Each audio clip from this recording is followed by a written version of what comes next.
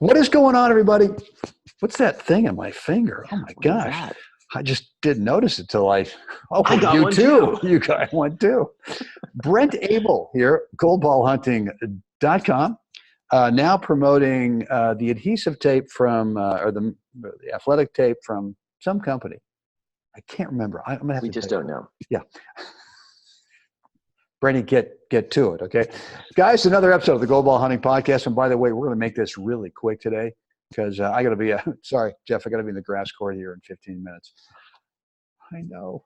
Sorry. Shut up, Brady.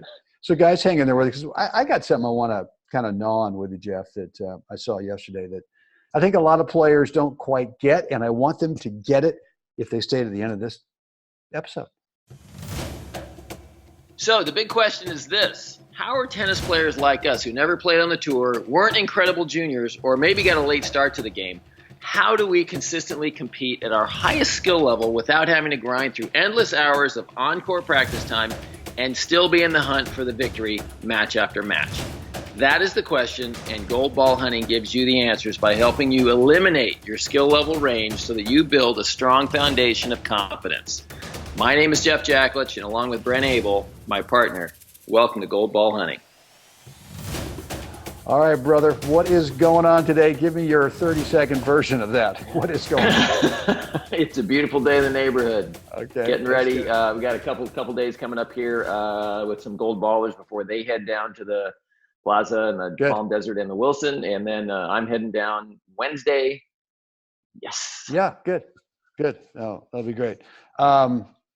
Well, listen, it's happening. I mean, one of our gold ballers starts. He's got the first round match Monday morning here at the Plaza, and so it's starting. I mean, it's happening, guys. And look, before we get into today's quick episode, just a quick reminder that we've got, I think, 3 or 4 spots left on Thursday. Thursday the 16th. One-day workshop. Friday sold out, but Thursday, January 16th, coming up. Less than 2 weeks. If you're in the desert, whether you're playing the tournaments or not, it's a one-day training workshop. We actually start a few days before on Monday, the 13th, Monday, January 13th at high noon. We've got a pre-workshop webinar that we're asking all of our attendees to show up for, because we got to get your mind right about what we'll be doing with the workshop. The workshop itself is a one-day affair, and then we've got 4 weeks of follow-up. We got to keep you guys engaged on whatever we worked with you on. And by the way, this is not a one-day thing where there's just theory going out there that we're kind of spewing and saying, well, this is how you play the game of tennis. This is how you compete in tournaments, leagues, blah, blah, blah. We're actually digging into each player as an individual, into their unique style, and really discovering what is the one thing, that you really do well, and we just got to figure out how to put you in that situation so you can do a whole lot more of it. Yesterday, Jeff, I was on the court with actually a couple of our guys, and they played 3 or 4 games, and I kind of stopped as an aside change, and I asked each one, you guys, and they'd never played each other, they'd never met each other before, right? So they'd never seen each other play or been on the court, and I said, after 4 or 5, I guess it was after 5 games, I said, I asked the first guy, I said, so what do you think is the one thing he doesn't want you to do? Or what's the one shot that that you could hit that really you've discovered in the 5 games that he doesn't want you to do? And there was kind of like this, oh man, I really hadn't been thinking about that.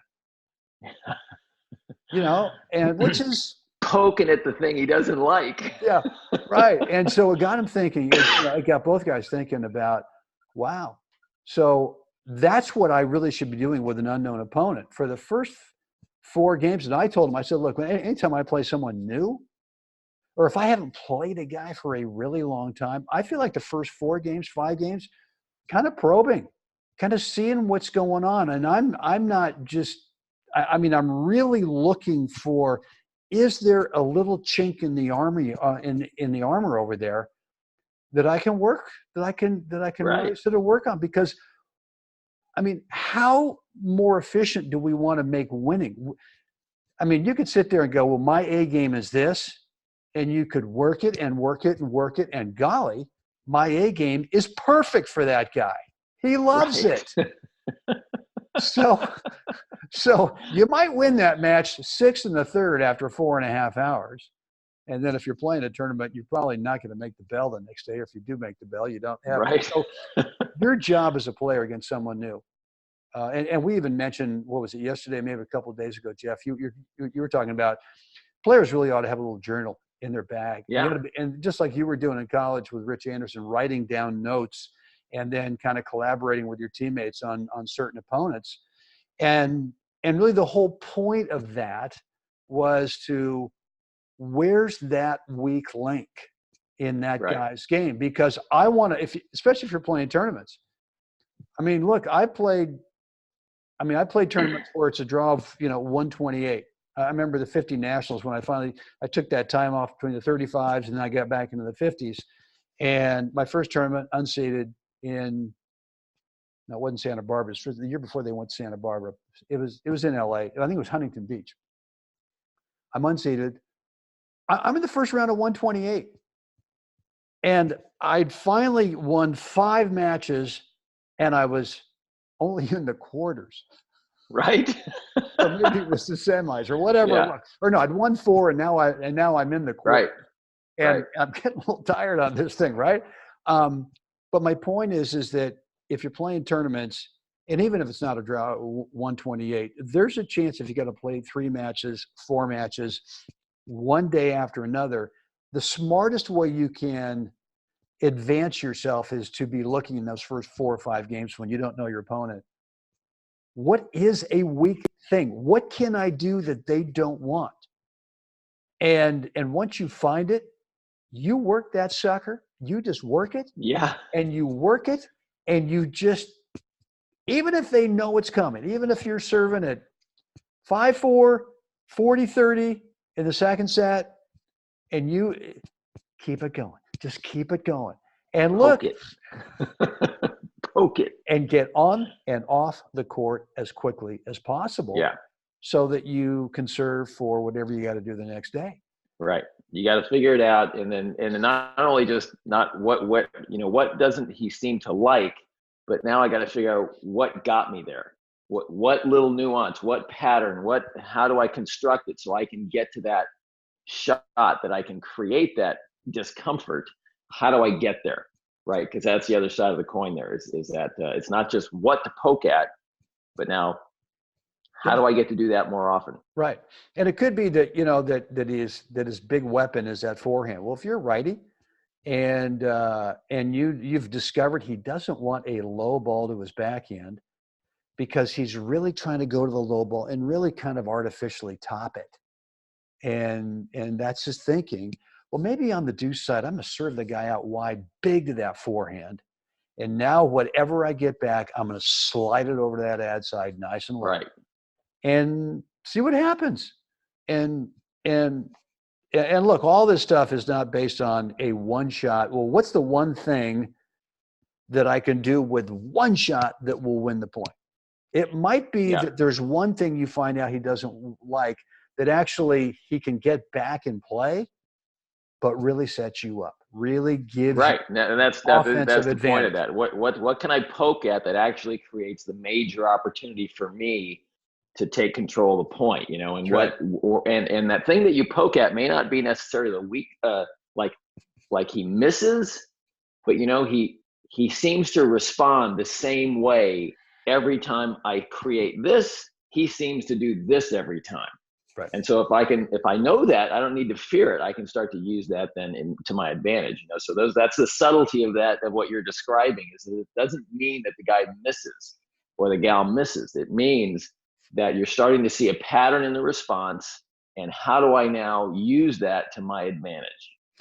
And I think that once you discover that thing in an opponent, a little chink in the armor, a little weak link, what you'll do you go, okay, and you're going to come away with a nice victory. And you know what? You put that in the vault because you now know that, well, I'll bet that thing I discovered, that one weak thing with my opponent today, isn't only unique to him or to her. Right. I'll bet there's going to be a lot of future matches where, wow, I remember I played that guy 2 years ago. He had that thing. This guy today, same deal. Guy. Well, same guy, only he's got a mustache. Right? Whatever. God, I don't know where to go with that one. Other than to check out. I got to go. I really got to scoot out of here. You got to go. So listen, guys, just a quick reminder. We've got some spots left on that Thursday, January 16th, down here in the desert, California desert, 1-day workshop, but you got to commit to actually more than 1 day. We got a pre-workshop webinar, and then we've got post-workshop webinars as well to follow up and keep you guys engaged. The way to get the way to be a camper is there's 2 links down below this video, or if you're on iTunes and Stitcher, there's a couple links that you can click. Number one's the video that Jeff and I recorded, an information video. If you've not seen that, don't fill out the application first. Go watch that video so you see everything that you get. I think you'll be pleasantly surprised that it's kind of loaded with like, what? You guys are giving me all this for that? Oh my God. It's a bargain. Yes, we are. Yes, we are. So go watch the information video first, and then if you decide this is what you want to do, fill out the application. Got to make sure we can get everyone in just the right skill level group. Jeff, with that said, what do we want the fine folks to do right now? Like us, share us, please subscribe. Let us know what you think down below. iTunes and Stitcher, rate and review. Goldballhunting.com. Click the link below. Check out the video. Come on out. Let's discover together who you are as a player. Come on. With that said, guys, get out there today. Help someone else have a great day. Jeff, let's do it again tomorrow. Can't wait.